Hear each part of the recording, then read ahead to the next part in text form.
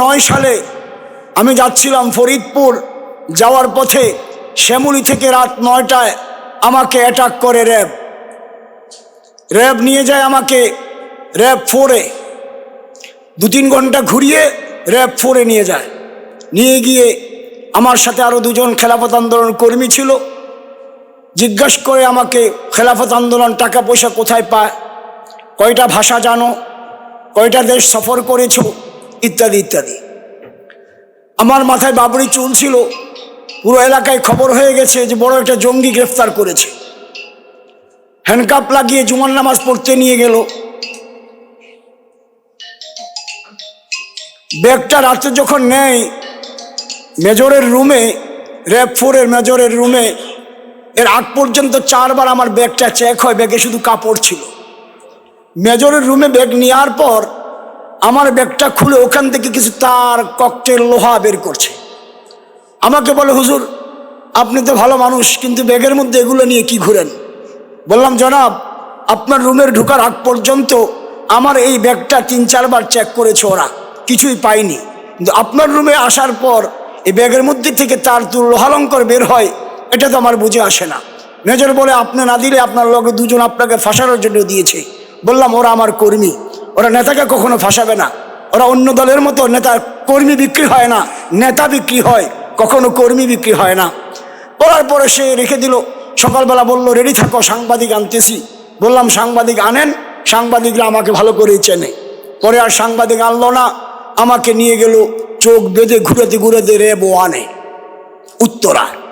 RAB 1-এর মাটির নিচে আয়নাঘর, ডান পাশে 10টা, বাম পাশে 10টা রুম, লম্বা আপনার ঘর, ছোট চিকন ঘর, গেটের মধ্যে চিকন লোহার রড। 10টা-20টা রুমের জন্য ছোট্ট একটা বাথরুম। 24 ঘন্টা চোখ বাঁধা। হ্যান্ডকাপটা পিছন দিয়ে লাগিয়ে লোহার রডের বাহির দিয়ে বের করে হ্যান্ডকাপ লাগিয়ে দেয়। শোয়ার কোনো ব্যবস্থা নাই। সারা রাত 24 ঘন্টা এভাবে বসে থাকি। আপনার মশার কামড়ে পা দিয়ে মশা মারি, পা লম্বা করে বসে থাকি। ব্যথা শুরু হলে পা আবার আসাম হয়ে বসি। রাত গভীর হওয়ার পর বাথরুমের প্রয়োজন হলো। ওখানে যারা পাহারাদার কেউ কারো নাম ধরে ডাকে না, নান্টু, বল্টু, সেন্টু এই নামে ডাকে। আর সবচেয়ে দুনিয়ার মনে হয় আল্লাহ তাআলা জাহান্নামে যে ফেরেশতা দিবেন অন্ধ, বধির। আর হাসিনার আয়নাঘরের এই পাহারাদার গুলাও ওই রকমই কুচ্ছিত কালো, এমন চেহারা বিকট, কথাবার্তার কোনো সৌন্দর্যতা নেই। বললাম বাথরুমে যাব, নিয়ে গেল, বলল 3 মিনিট সময়। আমার একটু সময় বেশি লাগে, 3 মিনিটের বাথরুম করতে কষ্ট হয়। দেরি হলো, চিল্লাচিল্লি শুরু করলো। উজু করে আসলাম, জিজ্ঞাসা করলাম, ভাই কয়টা বাজে? বললো, রাত 3:30 বাজে। বললাম, ভাই আমাকে 4 রাকাত নামাজ পড়ার অনুমতি দেবেন? বলে, এই হারামজাদা, নামাজ কিসের? নামাজ আবার কাকে বলে? অনেক কান্নাকাটি করলাম, আল্লাহ কোন দেশে এসছি, এটা কি বাংলাদেশ? বললাম, ভাই তোমার আমার নামাজ লাগবে না, তুমি আমাকে হ্যান্ডকাপ লাগাও। ও আমার পিছন থেকে হ্যান্ডকাপ লাগিয়ে দিল। পরের দিন সকালবেলা, রাত্রে এক ভাই চিল্লান দিয়ে উঠছে, আল্লাহ আর পারি না। জিজ্ঞাসা করলাম, ভাই কতদিন? বলল, ভাই এখানে আমি আজ 2 বছর। ওই জায়গাটা করা হয়েছে শুধুমাত্র বিশেষ করে ওলামায়ে কেরাম আর রাজনৈতিক নেতৃবৃন্দকে নির্যাতন করার জন্যে। মাওলানা বলেন, আমার এখানে অনেক ভাই আসছে আর গেছে, কেউ মারা গেছে। ওই যে দেখেন ড্রামটা, মারা যাওয়ার পর লাশটাকে ড্রামের মধ্যে দিয়ে মেডিসিন ঢেলে দেয়, লাশটা গলে যায়, ওটাকে আপনার ড্রেনের মধ্যে ছেড়ে দেয়। অনেকে চলে গেছে, আমি এখনো বেঁচে আছি, কবে আল্লাহ আমাকে মারবে আমি জানি না। চিল্লান দিয়া বলতেছে, আল্লাহ হায়াত থাকলে বাঁচাও, নাচেত এখান থেকে আমাকে মুক্ত মেরে ফেলো। এমন নির্যাতন, অত্যাচার। এরপরে সকালবেলা আমাকে ডাকলো জিজ্ঞাসাবাদের জন্য। জিজ্ঞাসাবাদ করার পরে প্রশ্নগুলো ঘুরে ফিরে করে, বলে এটাকে 6 নম্বরে নিয়ে ঝুলা। 6 নম্বর আবার কি? নিয়ে গেলে বড় একটা রুম, উপরেও ছাদটাও কালো, ডাইনে দেয়ালও কালো, ফ্লোরও কালো, সব কিছু কালো। আমাকে যে দাঁড় করালো, হাতটা হ্যান্ডকাপ টাইট হয়ে গেছে। যে নিয়ে গেছে তাকে বললাম, ভাই হ্যান্ডকাপটা টাইট হয়ে গেছে। বলল, আপনি দাঁড়ান, আমি চাবি নিয়ে আসি।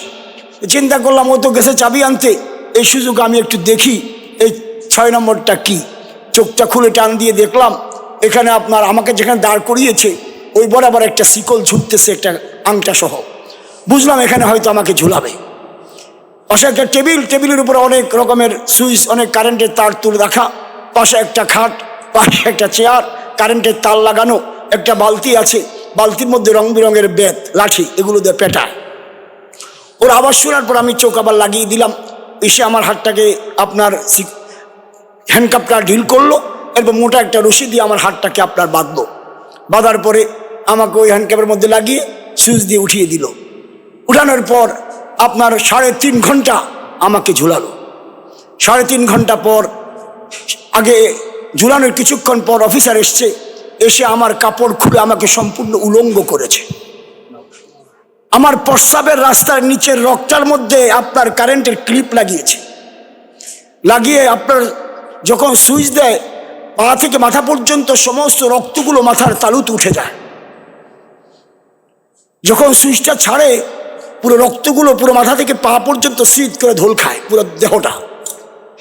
তখন আল্লাহু আকবার বলে চিল্লান দেই আর আল্লাহর কাছে দোয়া করেছি, আল্লাহ নির্যাতন জুলুম যতই করুক মুখ দিয়ে কোনো বাঁচার জন্য মিথ্যা কথা বের করো না।